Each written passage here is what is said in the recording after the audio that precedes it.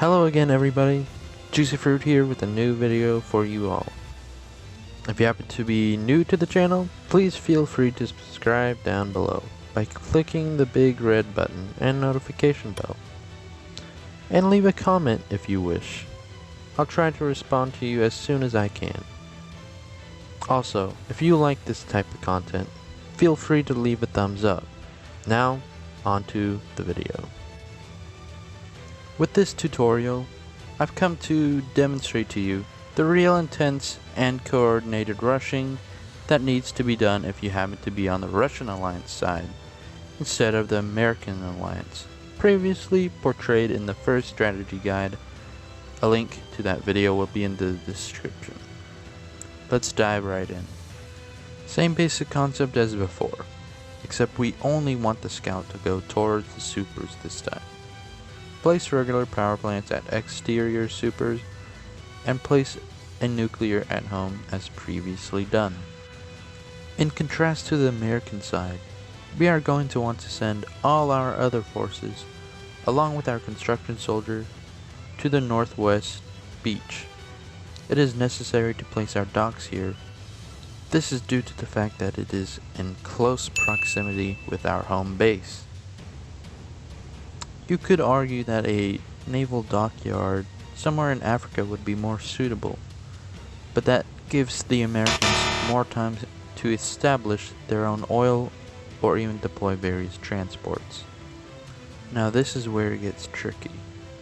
Depending on how coordinated your team is, you will need to assign who is going to invade mainland America.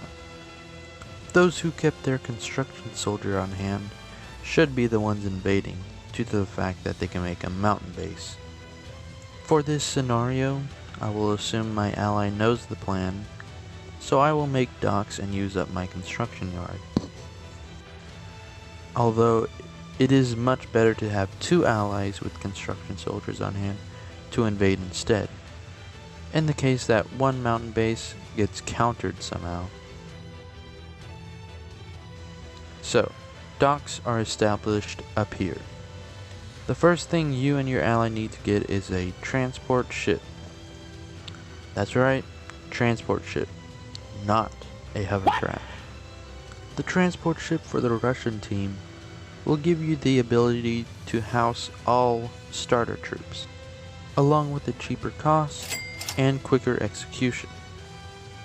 To simplify, you won't need to wait for two hovercraft, which require $30 extra than a transport ship, along with the hovercraft being pretty ineffective for the Russian team when invading the Americans, but I will go over that later. In addition, this allows less time for the enemy to react and grants you slightly more money to fund your mountain base. Once both transports are full and deployed, you may decide to get some oil, but it is recommended that you let your backup allies set up oil economy instead, as your main objective is to set up a mountain base and secure Canada's super. But once you successfully establish a mountain base, you should be free to make some oil. The backup allies are the backbone of your team. They will be gathering economy while the enemy scrambles to try to get rid of you at Canada or northern US. While the enemy is distracted by you, the backup allies might decide to build another docks, particularly somewhere in Africa, so they don't have to waste time using waypoints for the oil ships all the way from North Russia, along with potential transports they might make.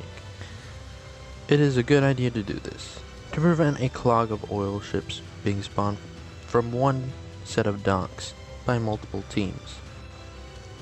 Making docks in Africa, particularly on the western side, can allow your backup allies to prepare an assault towards the Argentina supercrystal in South America, all while you have the enemy distracted and panicking. Once you have your transports deployed, be sure to obtain the Greenland supercrystal on your way to Canada. It's merely additional income for your mountain base.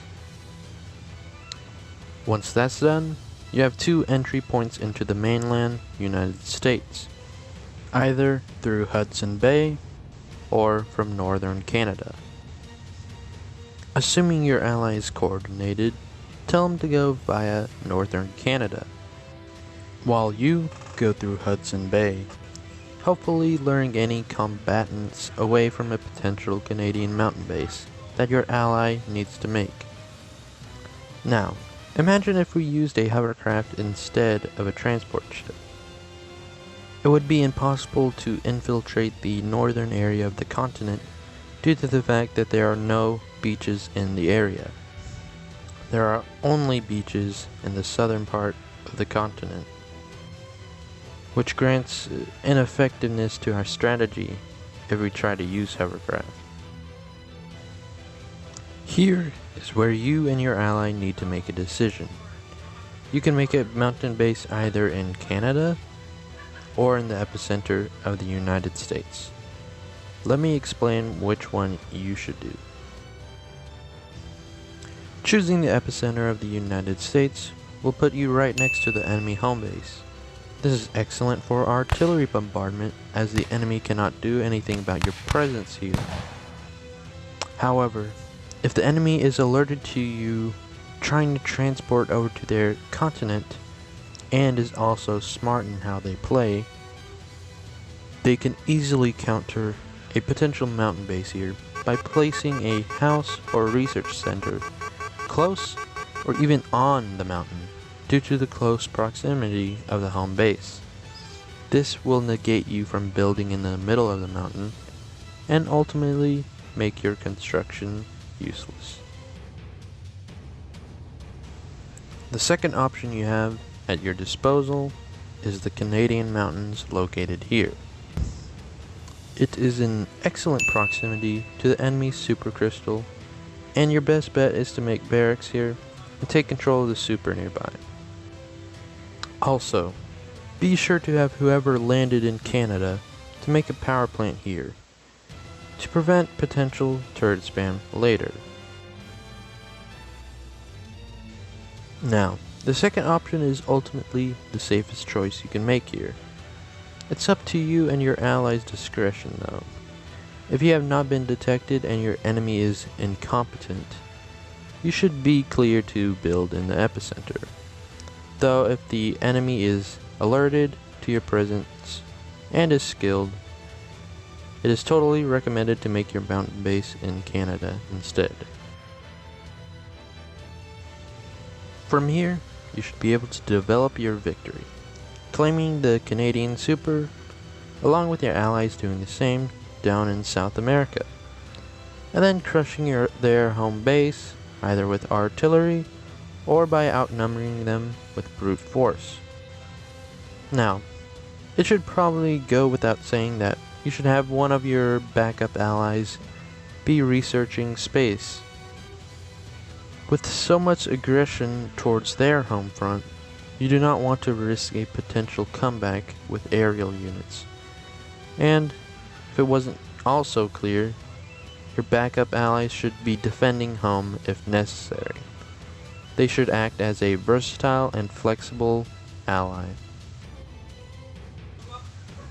Finally, I am going to present in-game radar movements to demonstrate this strategy, since showing the entirety of the gameplay would be too long to demonstrate.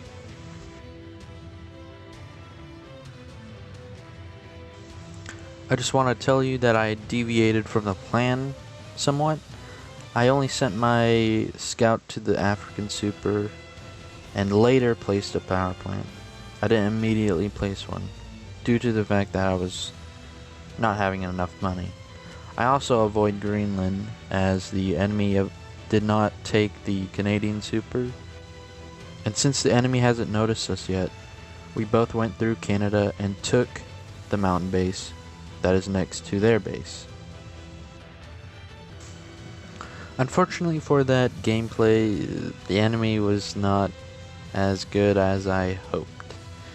They did not move a muscle until we had touched Canada. But this strategy is very good to use as the enemy is probably not expecting you to do this.